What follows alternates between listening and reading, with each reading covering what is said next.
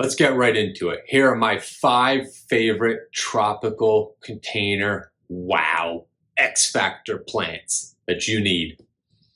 The first up is no secret to anybody, it's hibiscus. But I'm not talking your run-of-the-mill hibiscus you get at the big box stores. Search those cool colors. There's so many varieties of hibiscus out there. They're mostly the tropical ones that won't survive in colder climates, so you can bring them inside just like I did behind me.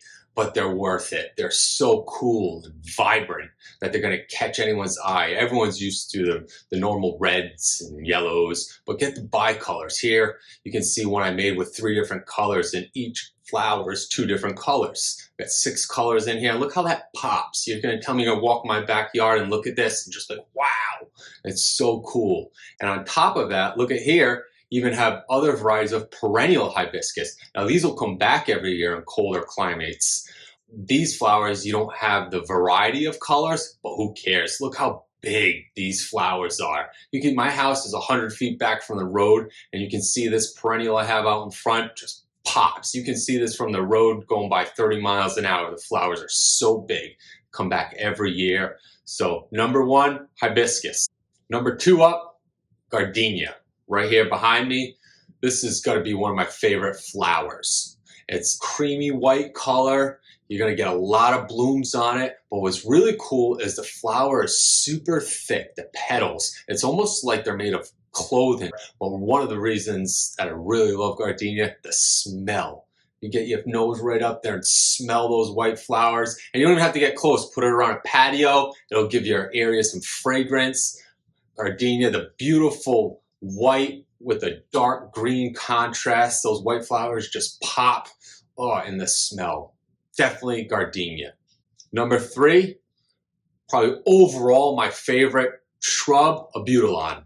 Oh, if you want to keep it in a container like I have here, it's going to require some pruning to keep it short. Almost kind of like a bonsai method.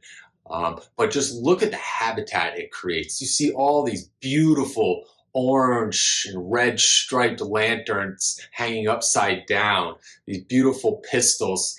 Abutilon just produces hundreds of these flowers all season long, from the beginning of spring till it gets cold in the fall and you have to bring it inside. But this is sure going to get everybody talking. You can plant other things underneath it, but it's just a beautiful, beautiful specimen that not everyone has, and it comes in so many different colors than the one I have pictured here. This is red tiger, but this is my personal favorite of all the colors. Number 4, eucalyptus. You've all heard of it, but you can grow it.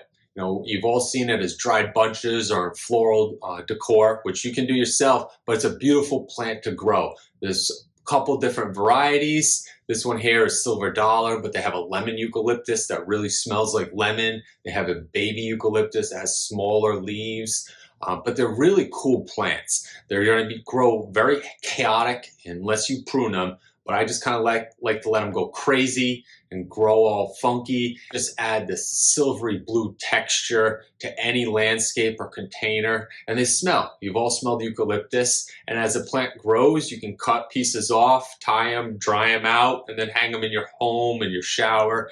But a few eucalyptus plants around your garden or in a container is just really gonna pop and add that foliage color that you really don't get from a lot of other annuals around this area. And finally, the lantana tree.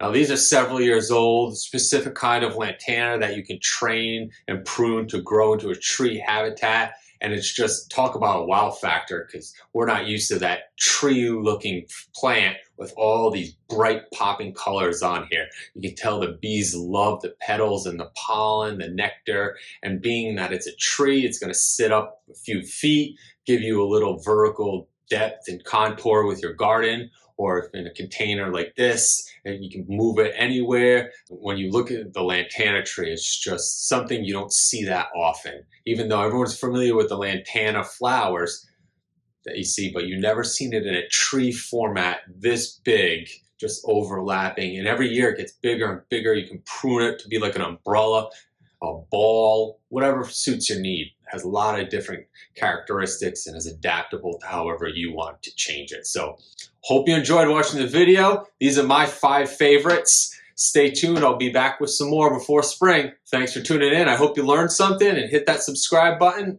Got any questions, let me know. We'll catch you next time.